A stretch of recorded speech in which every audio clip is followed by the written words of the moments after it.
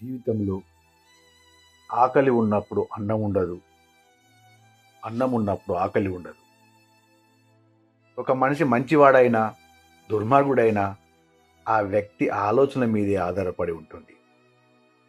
మనిషి ఏది మర్చిపోయినా విచక్షణ ఎప్పుడు మర్చిపోకూడదు. అహంకారంతో మనం చేసే పనులు మనల్ని దూరం చేస్తాయి. జీవితంలో అన్నీ అవసరమే. ప్రేమ, స్నేహము, కుటుంబము, బంధాలు, బంధువులు, అమ్మా నాన్న, రక్త సంబంధికులు, భార్య బిడ్డలు అందరూ అవసరమే. ఏ ఒక్క బంధం లేకపోయినా ఆ వెలితిని ఎవ్వరూ పూడ్చలేరు. మనుషులం కదా, స్వార్థం మరీ ఎక్కువైపోయి దూరమైన వ్యక్తులతో పాటు వాళ్ళ జ్ఞాపకాలు కూడా చనిపోయిన వాళ్ళు బ్రతుకున్నా కూడా పూడ్చి పెట్టేస్తున్నాం. వాళ్ళని, వాళ్ళ జ్ఞాపకాలని. నిజం చెప్పండి, మీరు ఎప్పుడైనా జీవితం గురించి ఆలోచించారా?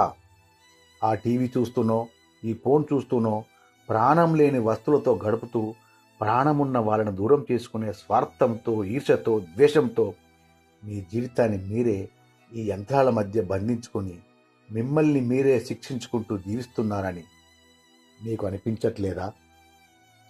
మనసు విప్పి మాట్లాడడానికి నిజంగా మనుషులు ఉన్నారా మన మధ్య? ఇదిగో ఇక్కడ ఈ ముఖ పుస్తకం అంటే ఫేస్బుక్లో ఎన్నో వేల మంది, లక్షల మంది ఐడీలు ఉన్నాయి, పేజీలు ఉన్నాయి. ఇక్కడ నిజంగా మీరు మనసు విప్పి మాట్లాడడానికి ఒక్క స్నేహితుడైనా ఉన్నారా? పోనీ మీ ఇంటి పక్క వాళ్ళు, మీ ఇంట్లో ఉన్న వాళ్ళు, చిన్నప్పటి నుంచి నీతో తిరిగిన వాళ్ళు ఎవరైనా ఉన్నారా? లేరు, ఉండరు కూడా. ఎందుకంటే స్వార్థం పెరిగిపోయింది, మనుషుల ప్రేమలు తగ్గిపోయాయి, స్నేహాలు కనుమరుగైపోయాయి. ఏం మాట్లాడినా ఫోన్తోనే మాట్లాడుకోవాలి, టీవీలతోనే బ్రతకాలి, యంత్రాల మధ్య నీ జీవితాన్ని కొనసాగించాలి. నీ మనసు మరొక యంత్రంలా మారిపోయింది కదా. అందుకేనేమో ఈ శిక్ష, జాలి, దయ మర్చిపోయింది కదా. అందుకేనేమో ఇలాంటి జీవనం కొనసాగిస్తున్నాం. ఆలోచించి చూడు, నీకోసం ఎవరైనా ఒక్కరైనా ఉన్నారా? కేవలం నువ్వు బాగుండాలని కోరుకునేవారు, నీ సంతోషం కోసం కష్టపడేవారు, ఏ స్వార్థం లేకుండా నిన్ను ప్రేమించే వాళ్ళు ఉన్నారా? ఉన్నారు అని అబద్ధపు వాగ్దానాలు చేసుకోకు. నిజాన్ని తెలుసుకోవడానికి ప్రయత్నం చేయి. ఈ యాంత్రికమైన జీవితం నుండి బయటికి రా.